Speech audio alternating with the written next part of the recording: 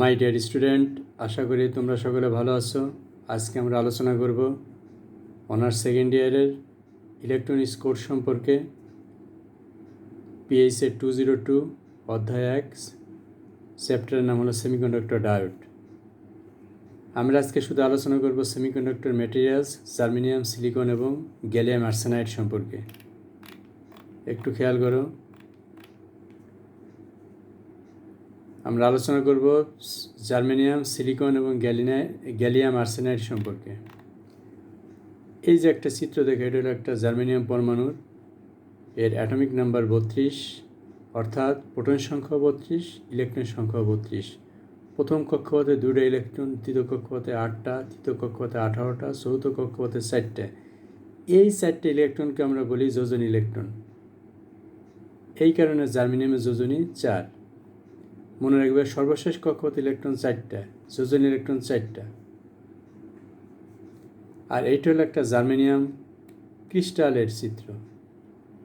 Germanium crystal মানে একাধিক germanium পরমাণু মানে যে পদার্থ তৈরি হয় তাকে আমরা বলি জার্মেনিয়াম ক্রিস্টাল। এটা একটা সিলিকন পরমাণু, এর অ্যাটমিক নাম্বার 14, অর্থাৎ প্রথম কক্ষপথে, অর্থাৎ প্রোটন সংখ্যা 14, ইলেকট্রন সংখ্যা 14। প্রথম কক্ষপথে ইলেকট্রন আছে 2টা, দ্বিতীয় কক্ষপথে 8টা, তৃতীয় কক্ষপথে 4টা। এরও যোজনী ইলেকট্রন 4টে, যোজনী 4। এইটা হলো একটা সিলিকন ক্রিস্টালের চিত্র। গ্যালিয়াম পরমাণু, এর অ্যাটমিক নাম্বার 31, অর্থাৎ প্রোটন সংখ্যা 31, ইলেকট্রন সংখ্যা 31। প্রথম কক্ষপথে 2টা, দ্বিতীয় কক্ষপথে 4টা, তৃতীয় কক্ষপথে 2টা, 8টা, 18টা, 3টা, মোট 31টা। এর যোজনী 3। আর্সেনিক পরমাণুর অ্যাটমিক নাম্বার 33, অর্থাৎ প্রোটন সংখ্যা 31, ইলেকট্রন সংখ্যা 33। 2টা, 8টা, 18টা, 5টা, এর যোজনী 5। এইটা হলো একটা গ্যালিয়াম আর্সেনাইড ক্রিস্টালের চিত্র। Gallium arsenide.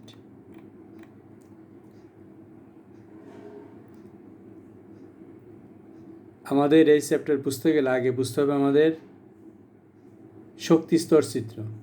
এইটা হলো একটা অ্যাটম, ধরি এটা একটা সিলিকন অ্যাটম। এই যে তার প্রথম কক্ষপথ, এখানে 2টা ইলেকট্রন, এটা দ্বিতীয় কক্ষপথ, এখানে 8টা ইলেকট্রন, 8 আর 2 10, আর তৃতীয় কক্ষপথে এখানে 4টি ইলেকট্রন। এই 2টো ইলেকট্রনের শক্তি প্রত্যেকটার সমান এবং নির্দিষ্ট, বিন্দুমাত্র হ্রাস বৃদ্ধি হওয়ার কোনো সুযোগ নাই। এই দ্বিতীয় কক্ষপথে যে 8টা ইলেকট্রন, তার প্রত্যেকটা শক্তি নির্দিষ্ট এবং সমান, হ্রাস বৃদ্ধি হওয়ার কোনো সুযোগ নাই। তৃতীয় কক্ষপথে 4টি ইলেকট্রন, এর প্রত্যেকটা শক্তি নির্দিষ্ট এবং সমান, হ্রাস বৃদ্ধি হওয়ার কোনো সুযোগ নাই।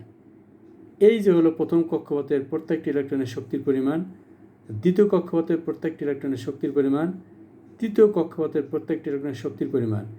এই যে চিত্র, একে আমরা বলি শক্তি স্তর চিত্র, এনার্জি লেভেল ডায়াগ্রাম। শক্তি একেবারে ফিক্সড, এই কারণে এদেরকে বলে শক্তি স্তর চিত্র। বিন্দুমাত্র হ্রাস বৃদ্ধি হওয়ার কোনো সুযোগ নাই। কিন্তু যখন একাধিক অ্যাটম পাশাপাশি অবস্থান করে, তখন আর প্রত্যেকটা কক্ষপথের ইলেকট্রনের শক্তি নির্দিষ্ট থাকে না, তাদের শক্তি একটা পাল্লার ভিতর অবস্থান করে। তাদের শক্তির পাল্লাকে আমরা বলি শক্তি ব্যান্ড।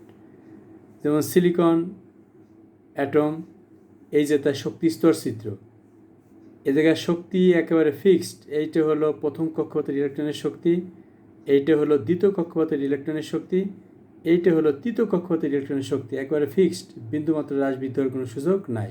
কিন্তু যখন একাধিক অ্যাটম পাশাপাশি থেকে একটা ক্রিস্টাল তৈরি করে, তখন একটা অ্যাটমের ইলেকট্রন আর একটা অ্যাটমের ইলেকট্রনকে প্রভাবিত করে।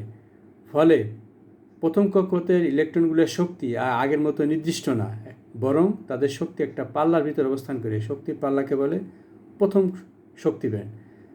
দ্বিতীয় কক্ষপথের ইলেকট্রনগুলোর শক্তি আরেকটা পাল্লার ভিতরে অবস্থান করে, এই শক্তির পাল্লাকে বলে দ্বিতীয় শক্তি ব্যান্ড। তৃতীয় কক্ষপথের ইলেকট্রনগুলোর শক্তি একটা পাল্লার ভিতরে অবস্থান করে, এই শক্তির পাল্লাকে বলে তৃতীয় শক্তি ব্যান্ড। যেহেতু এর কক্ষপথে 3টে কক্ষপথের ইলেকট্রন আছে, তৃতীয় কক্ষপথের ইলেকট্রনকে আমরা বলি যোজন ইলেকট্রন, আর তার যে শক্তি ব্যান্ড তাকে আমরা বলি যোজনী ব্যান্ড। তাহলে এই থার্ড ব্যান্ডকে আমরা কন্ডাকশন ভ্যালেন্স ব্যান্ডও বলতে পারি, যোজন ব্যান্ডও বলতে পারি। খেয়াল করবো আবার, এই তৃতীয় শক্তি ব্যান্ডকে আমরা বলি তৃতীয় ব্যান্ড, যোজনী ব্যান্ড, ভ্যালেন্স ব্যান্ড। এবার আর একটা চিত্র খেয়াল করো, এইটা হলো ভ্যালেন্স ব্যান্ড যে কোনো অ্যাটমের। ভ্যালেন্স ব্যান্ড ছিল আমাদের শেষ শক্তি ব্যান্ড, এর উপরেও আর একটা শক্তি ব্যান্ড আমরা দেখতে পাচ্ছি। এইটা হলো তোমার মুক্ত ইলেকট্রনের শক্তি ব্যান্ড, এর নাম হলো পরিবহন ব্যান্ড বা কন্ডাকশন ব্যান্ড। এটা হলো কোনো একটা অ্যাটমের বা কোনো একটা ক্রিস্টালের, এটা হলো কোনো একটা ক্রিস্টালের সর্বশেষ যে ব্যান্ড, যোজনী ব্যান্ড, তার শক্তি ব্যান্ড। আর এইটা হলো ইলেকট্রন যখন মুক্ত হয়ে যায়, পরমাণুর সাথে আবদ্ধ থাকে না, তখন তার একটা শক্তি ব্যান্ড অবস্থান করে। সেই শক্তি ব্যান্ডের নাম হলো কন্ডাকশন ব্যান্ড বা পরিবহন ব্যান্ড। মুক্ত ইলেকট্রনের শক্তি ব্যান্ড, যোজন ইলেকট্রনের শক্তি ব্যান্ড। এর আগেও কিন্তু আরও শক্তি ব্যান্ড আছে, সেটা আমাদের এই চ্যাপ্টার পড়তে আর তেমন একটা কাজে লাগবে না। আমাদের কাজে লাগবে মূলত দুইটা, যোজন ব্যান্ড এবং তারপর আর একটা শক্তি ব্যান্ড, সেটাকে বলে পরিবহন ব্যান্ড বা কন্ডাকশন ব্যান্ড। এবার খেয়াল করো, এর মাঝখানে যে একটা সাদা ব্যান্ড আছে, এই ব্যান্ডকে আমরা বলতে পারি ফরবিডেন ব্যান্ড। ফরবিডেন ব্যান্ড বলার কারণ হলো কোনো ইলেকট্রনের শক্তি কখনো এই পরিমাণ হবে না, তাদের শক্তির পরিমাণ এই ব্যান্ডের ভিতর থাকবে, হয় এই ব্যান্ডের চেয়ে বেশি হবে, না হয় ব্যান্ডের চেয়ে কম হবে। অর্থাৎ তাদের শক্তি হবে হয় ভ্যালেন্স ব্যান্ডের মধ্যবর্তী স্থানের অথবা কন্ডাকশন ব্যান্ডের মধ্যবর্তী স্থানের। ফরবিডেন ব্যান্ডের মধ্যবর্তী স্থানের কোনো ইলেকট্রনের শক্তি হবে না। আর এই দুই ব্যান্ডের ভিতরে যে শক্তির ব্যবধান, তাকে আমরা বলি এনার্জি গ্যাপ। এনার্জি গ্যাপ, এই এনার্জি যখন একটা ইলেকট্রন অর্জন করবে, তখন সে ভ্যালেন্স ব্যান্ড থেকে কন্ডাকশন ব্যান্ডে চলে যাবে, অর্থাৎ যোজন ইলেকট্রন হয়ে যাবে মুক্ত ইলেকট্রন, তারা বিদ্যুৎ পরিবাহিতে অংশগ্রহণ করবে। এবার আর একটা চিত্র আমরা দেখি, ব্যান্ড চিত্র দেখেই কিন্তু আমরা বলে দিতে পারি কোনটা কোন ধরনের পদার্থ। ভ্যালেন্স ব্যান্ড, কন্ডাকশন ব্যান্ড, এদের মধ্যে শক্তির ব্যবধান বা এনার্জি গ্যাপের পরিমাণ 15 ইলেকট্রন ভোল্ট। আর এই যে হলো ভ্যালেন্স ব্যান্ড, এই যে হলো কন্ডাকশন ব্যান্ড, এই গাঢ় অংশটা কি আমরা ভ্যালেন্স ব্যান্ডের আওতায় বলতে পারি, কন্ডাকশন ব্যান্ডের অংশ বলতে পারি। তাহলে বোঝা গেল এদের ভিতরে কোনো এনার্জি গ্যাপ নাই, কিছু ইলেকট্রন আপনা আপনি মুক্ত অবস্থায় থাকতে পারে। আর এখানে এই যে হলো ভ্যালেন্স ব্যান্ড, এই যে কন্ডাকশন ব্যান্ড, এদের ভিতরে শক্তির ব্যবধান 1 ইলেকট্রন ভোল্ট বা এর কাছাকাছি। ঠিক আছে, তাহলে যেহেতু এখানে শক্তি এনার্জি গ্যাপ অনেক বেশি, সুতরাং এখানে ইলেকট্রনকে মুক্ত করা খুবই কঠিন, প্রায় অসম্ভব। এই কারণে এই পদার্থ কখনো বিদ্যুৎ পরিবাহিতে অংশগ্রহণ করেন, এদেরকে আমরা অপরিবাহী বা ইনসুলেটর বলতে পারি। আর এখানে ভ্যালেন্স ব্যান্ডের একটা অংশকে আমরা কন্ডাকশন ব্যান্ড বলতে পারি, কন্ডাকশন ব্যান্ডের একটা অংশকে আমরা ভ্যালেন্স ব্যান্ড বলতে পারি। মানে এখানে দুটো ব্যান্ড ওভারল্যাপ করছে, অর্থাৎ কিছু ইলেকট্রন আপনা আপনি মুক্ত অবস্থা থাকে। সুতরাং এখানে ইলেকট্রন মুক্ত করা খুবই সহজ, সামান্য একটু শক্তি পেলেই তারা মুক্ত হতে পারে। এই কারণে এই যে ব্যান্ড চিত্র, এটা আমরা বলতে পারি পরিবাহী পদার্থের ব্যান্ড চিত্র। আর এখানে ভ্যালেন্স ব্যান্ড আর কন্ডাকশন ব্যান্ডের শক্তির ব্যবধান খুবই কম, কিন্তু ইনসুলেটরের চেয়ে কম আর কন্ডাক্টরের চেয়ে বেশি, 1 ইলেকট্রন ভোল্ট বা এর কাছাকাছি। এরও ইলেকট্রন মুক্ত করা সম্ভব, এও বিদ্যুৎ পরিবাহিতে অংশগ্রহণ করতে পারে। এই পদার্থকে আমরা বলি সেমিকন্ডাক্টর। তাহলে এটা ইনসুলেটর বা নন কন্ডাক্টর বা অপরিবাহীর ব্যান্ড চিত্র, এটা কন্ডাক্টর বা পরিবাহীর ব্যান্ড চিত্র, এটা সেমিকন্ডাক্টর বা অর্ধপরিবাহীর ব্যান্ড চিত্র। আমাদের আলোচনা বিষয় থাকবে মূলত এই ব্যান্ড চিত্র নিয়ে, সেমিকন্ডাক্টর বা অর্ধপরিবাহীর ব্যান্ড চিত্র নিয়ে। আর একটু খেয়াল করি আমরা, সেমিকন্ডাক্টরের ভিতর একটা হলো জার্মেনিয়াম আর একটা হলো সিলিকন। দেখো, জার্মেনিয়ামের এনার্জি গ্যাপ হলো 0.7 ইলেকট্রন ভোল্ট বা এর কাছাকাছি। সিলিকনের এনার্জি গ্যাপ হলো 1.1 ইলেকট্রন ভোল্ট বা এর কাছাকাছি। তাহলে বোঝা গেল সিলিকনের এনার্জি গ্যাপ বেশি, জার্মেনিয়াম এনার্জি গ্যাপ কম। দুইটাই সেমিকন্ডাক্টর, দুইটির এনার্জি গ্যাপ কম, তার ভিতরে একটা বেশি কম আর একটা অল্প কম। এবার আমরা একটু খেয়াল করি, এটা কিন্তু মনে রাখবা, সিলিকন এনার্জি গ্যাপ একটু বেশি, জার্মেনিয়াম এনার্জি গ্যাপ একটু কম।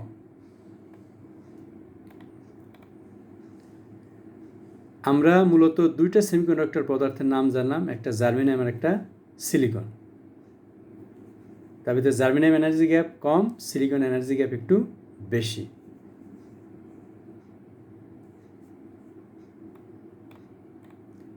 এখন যদি আমরা সেমিকন্ডাক্টরের সংজ্ঞা দিতে চাই, তাহলে বলতে পারি যে পদার্থের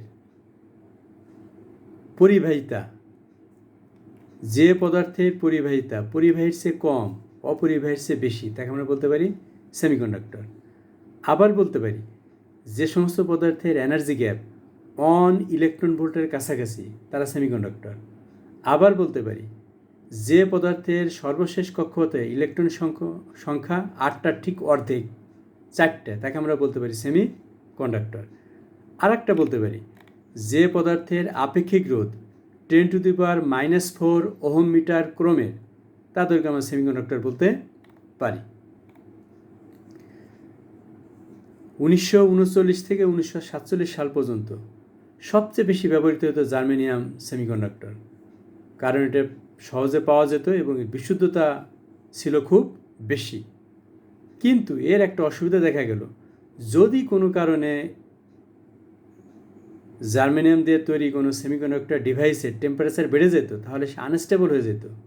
অর্থাৎ এটি টেম্পারেচার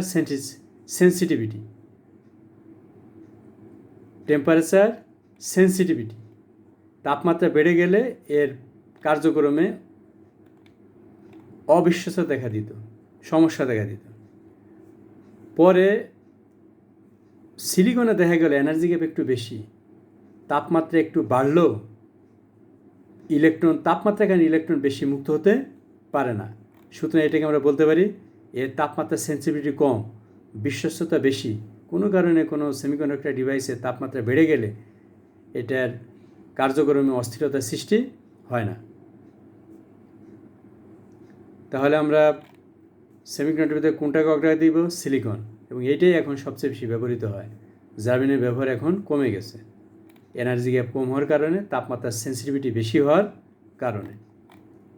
এবার একটা জিনিস খেয়াল করো, আমরা কয়েকটা সেমিকন্ডাক্টরের কয়েকটা বৈশিষ্ট্য নিয়ে একটু বলি। দেখো, সেমিকন্ডাক্টরের আপেক্ষিক রোধ 10⁻⁻4 ওহম মিটার ক্রমের, মানে 1 × 10⁻⁻4 ওহম মিটার থেকে 9 × 10⁻⁻4 ওহম মিটার এর ভিতরে যে কোনো রোধ হতে, আপেক্ষিক রোধ হতে পারে।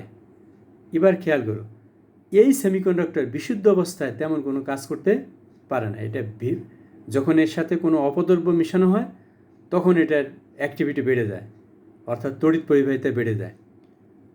তাহলে প্রথমে আমরা মনে করব কি, সেমিকন্ডাক্টর পদার্থের আপেক্ষিক রোধ 10⁻⁻4 ওহম মিটার ক্রমের, এর সাথে কোনো অপদ্রব্য বা অন্য কোনো পদার্থ মিশ্রিত করলে এর তড়িৎ পরিবাহিতা বৃদ্ধি পায়। আমরা জানি পরিবাহীর তাপমাত্রা বাড়লে রোধ বাড়ে, কিন্তু সেমিকন্ডাক্টরের তাপমাত্রা বাড়লে রোধ কমে। আর তাপমাত্রা বাড়লে রোধ কমে, তাহলে তাপমাত্রা কমলে রোধ বাড়ে, এবং রোধ বাড়তে বাড়তে পরম শূন্য তাপমাত্রার আচরণ হয়ে যায় অন্তরক পদার্থের মতো। তাপমাত্রা বাড়লে যেহেতু রোধ কমে, তাহলে তড়িৎ পরিবাহিতা বাড়ে। তাহলে তড়িৎ পরিবাহিতা দুইভাবে বাড়ানো যায়, তাপমাত্রা বৃদ্ধি করে, অপদ্রব্য মিশ্রিত করে। আর একটা জিনিস দেখলাম, বিভব পার্থক্য বৃদ্ধি করলে এর তড়িৎ পরিবাহিতা বৃদ্ধি পায়। আর এদের পরিবহন ব্যান্ড ও যোজন ব্যান্ডের ভিতরে শক্তির ব্যবধান বা এনার্জি গ্যাপ 1.1 ইলেকট্রন ভোল্ট বা এর কাছাকাছি। আমরা নিচে আরেকটা চিত্র দেখলাম, first band, second band, valence band, conduction band. সেমিকন্ডাক্টরের কন্ডাকশন ব্যান্ড প্রায় খালিই থাকে, নর্মাল অবস্থায় প্রায় খালি থাকে বা আংশিক পূর্ণ হতে পারে।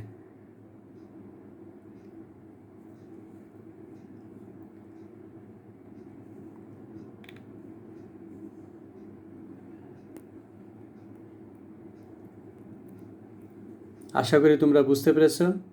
কোনো সমস্যা হলে তোমরা কমেন্টে মতামত দিবা। পরবর্তী ক্লাসে আমরা আবার ওটা নিয়ে আলোচনা করব। আজকে এ পর্যন্তই থাক। সবাইকে ধন্যবাদ।